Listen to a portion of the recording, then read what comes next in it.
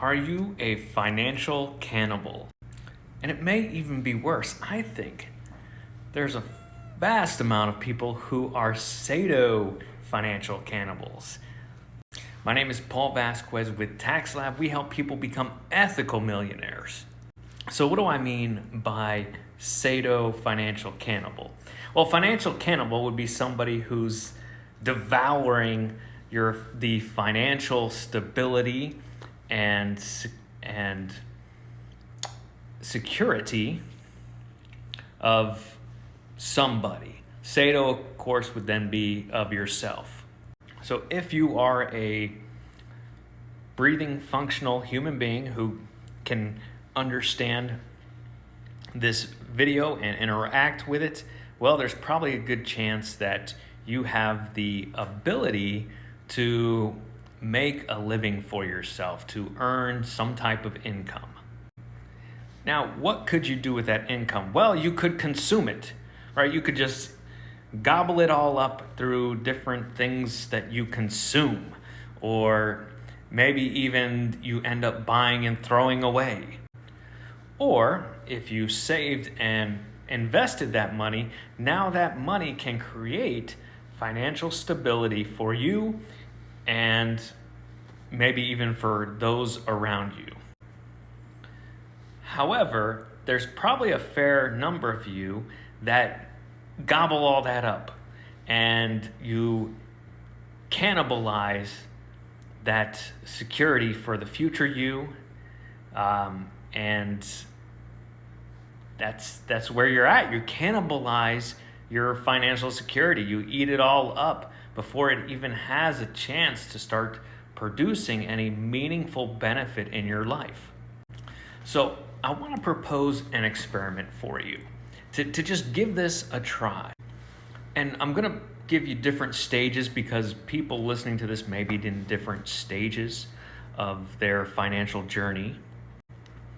So if you are stage 1, please do this. Go ahead and make sure you have that second location where you keep or you're going to keep your savings, and put all your earnings for the month into that account. Even if the next day you have to turn around and draw out that money for a particular bill. So you don't want to just draw it all out. You want to be able to say, okay, I'm drawing this out for this particular bill, this particular amount, and draw that out. And then at the end of the month, see how much you have left. So try to do just the bare necessities. If you've already done a budget, this is really gonna be a lot easier for you to conceptualize.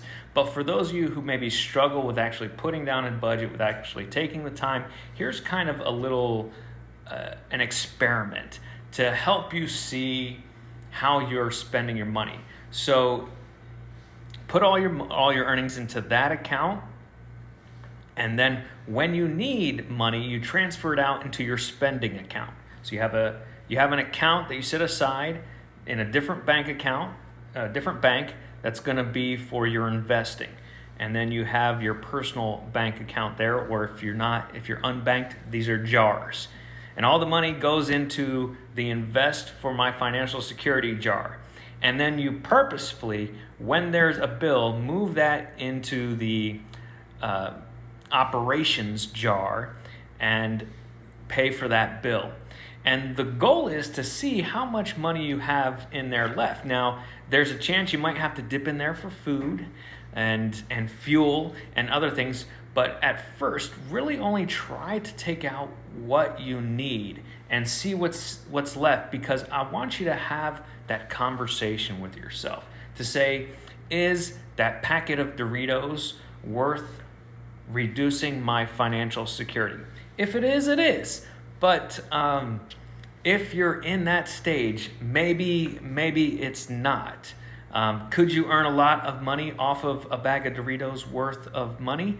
Probably not. But could you earn some type of living off of 100 of valued at that? Well, let's see, if you had a 10% return, then of course that would pay for a bag of Doritos a year, right? And you'd have that amount of Doritos every year at a 10% return. Maybe you're saying, oh, well, it's a 5% return. Okay, so now you save up 200 times the bag of Doritos and get a 5% return. If you can work that. Now, guess what? You have Doritos for life. You've got financial security. Instead of eating those Doritos right now, would it be possible? And of course, it's just an experiment. You're not held to it.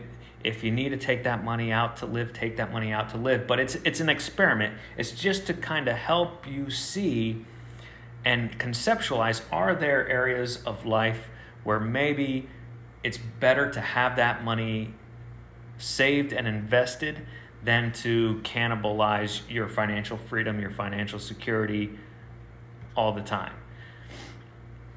So that's kind of the first level. If you're at that level, if you've already got savings and investments, maybe try putting all your earnings into your investment account, your brokerage account, and then draw on that the same way per bill back into a spending account.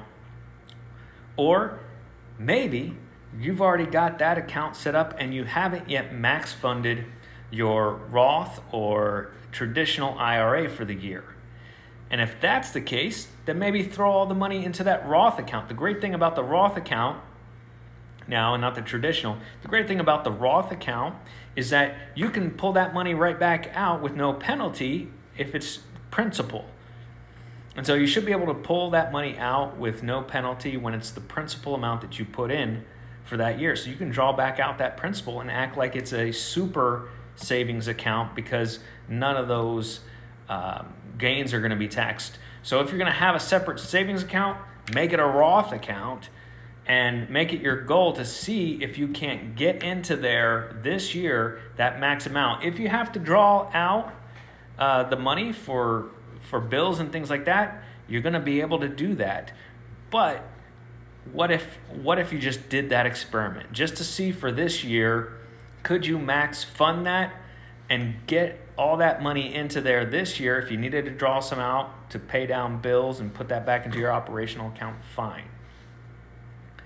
So those would be kind of the three levels you might think about in order to begin to just experiment. You don't have to be good at this. You could be horrible at it. But what if you just did the experiment? What if you just tried it out to try to understand what it would be like to have to live on a budget and to say, okay, if I want to spend more, I should find a way to earn and invest more.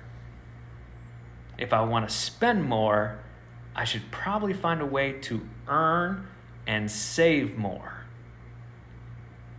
That's how you're going to get to ethical financial freedom and not have to think about how to exploit anybody or anything. The only thing that you're doing is doing a little experiment. You don't even have to be good at it, but it could be a fun place to start and a way to just give it a try and see if it's possible for you.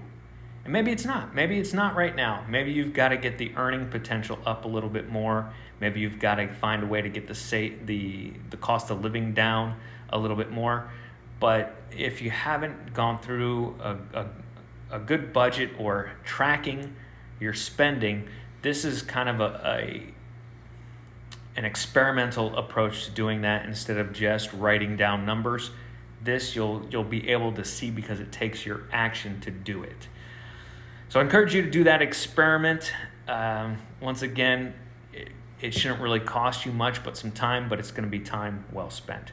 I wish you guys all the success. If you want a plan that works for you in your life, go to lab.tax, click on advisory services, and sign up for a free introductory interview where we see if our services are a right match for you.